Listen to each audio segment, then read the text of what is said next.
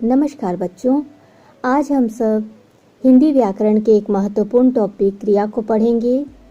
क्रिया किसे कहते हैं? जिन शब्दों से किसी कार्य के करने या होने का पता चलता है उन्हें क्रिया कहते हैं। क्या आपको पता है कि क्रिया शब्द किनसे बनते हैं?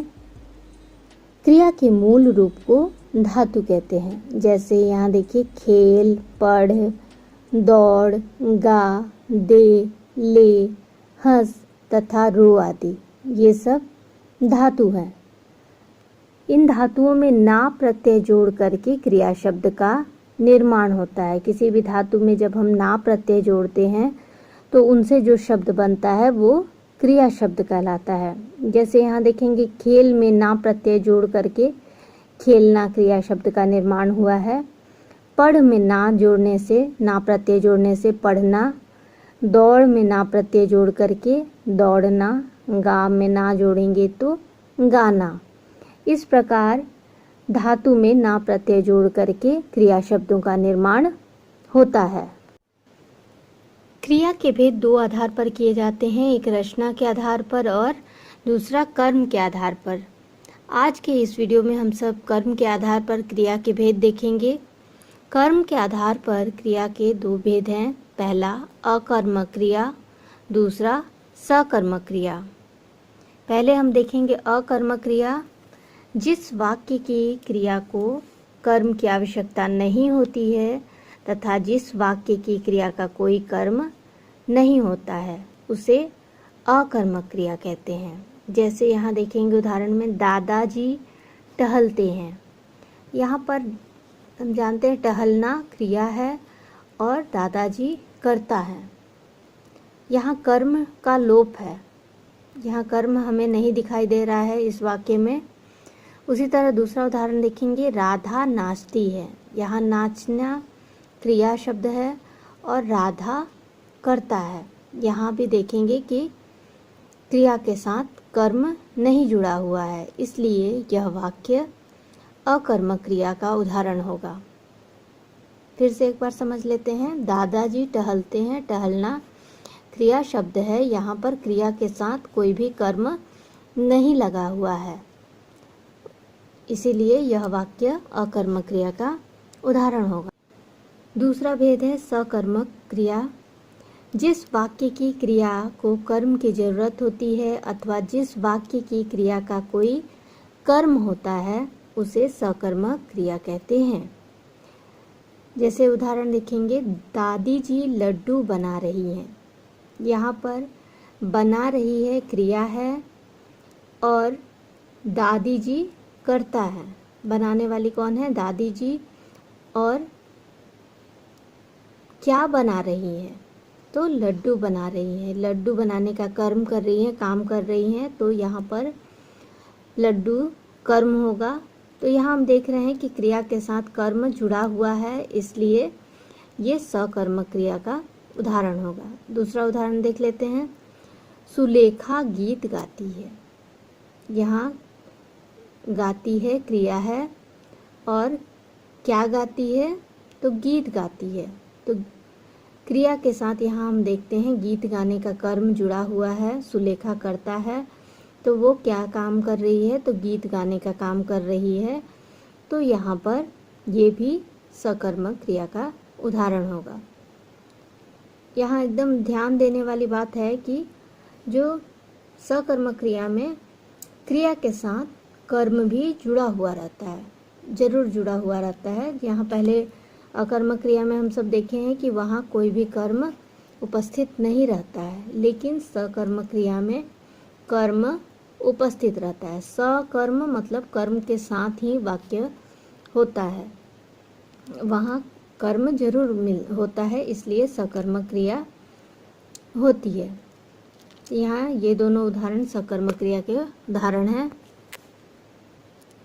हमारी परीक्षाओं में आ जाता है कि अकर्मक और सकर्मक क्रियाओं की पहचान करें, हम कंफ्यूज हो जाते हैं, उसमें पहचान नहीं पाते हैं और गलती कर बैठते हैं। तो कैसे हम सब पहचानें कि कौन सी सकर्मक क्रिया है, कौन सी अकर्मक क्रिया है? तो कुछ ज़रूरी बातों को ध्यान दे करके हम आसानी से पहचान सकते हैं कि कौन सी क्रिया सकर्मक है और कौन सी अकर्मक है। यदि किसी वाक्य की क्रिया के साथ क्या, किसे और किसको प्रश्नवाचक शब्द जोड़ करके प्रश्न करने पर कोई उत्तर न मिले तो वह क्रिया अकर्मक होती है। ठीक है, यदि हम क्रिया के साथ उससे पहले क्या, किसे और किसको प्रश्नवाचक शब्द जोड़ करके हम यदि प्रश्न करते हैं और हमें उसका उत्तर कुछ नहीं मिलता है तो वो अकर्मक क्रिया होगी। किंतु यदि उत्तर मिले तो वो सकर्मक क्रिया होगी। यदि हम क्या, किसे, किसको लगा करके यदि हम उत्तर करते हैं, यदि हमें उत्तर मिल जाता है, आंसर मिल जाता है, तो वो क्रिया सकर्मक क्रिया होगी। यहाँ दो उदाहरण के माध्यम से समझते हैं हम सब। हवाई जहाज उड़ता है, यहाँ पर उड़ता है क्रिया शब्द है और हवाई जहाज यहाँ पर करता होगा, क्योंकि उड़ने का काम कौन कर रहा है, हवाई जहाज कर रहा है। तो यहाँ पर हम देखते हैं कि कर्म का लोप उड़ रहा है। हम प्रश्न करते हैं क्या उड़ता है, किसे उड़ता है, किसको उड़ता है, तो यहाँ पर हमें उत्तर नहीं मिलता है, तो ये अकर्मक क्रिया का उदाहरण होगा। दूसरा उदाहरण देखेंगे, बच्चा दूध पीता है। यहाँ पीता है क्रिया है और बच्चा करता है कौन, तो वो क्या काम कर रहा है, बच्चा दूध पीने का काम कर रहा है, तो कर्म यहाँ पर दूध क्या हो जाएगा, कर्म हो जाएगा। तो इस प्रकार हम आसानी से पहचान सकते हैं कि कौन सी क्रिया अकर्मक क्रिया है, कौन सी सकर्मक है। तो इन सब बातों को ध्यान में रख करके हम प्रश्न यदि करते हैं क्या, किसे, किसको, ये बस 3 शब्द आपको याद रखना है, क्या, किसे और किसको। हम यदि क्रिया के आगे इन तीनों शब्दों को लगाते हैं और यदि कोई हमें उत्तर नहीं मिलता है तो वो क्या होगा, अकर्मक क्रिया, और यदि हमें उसका उत्तर मिल जाता है उन प्रश्नों का तो वो सकर्मक क्रिया होगी।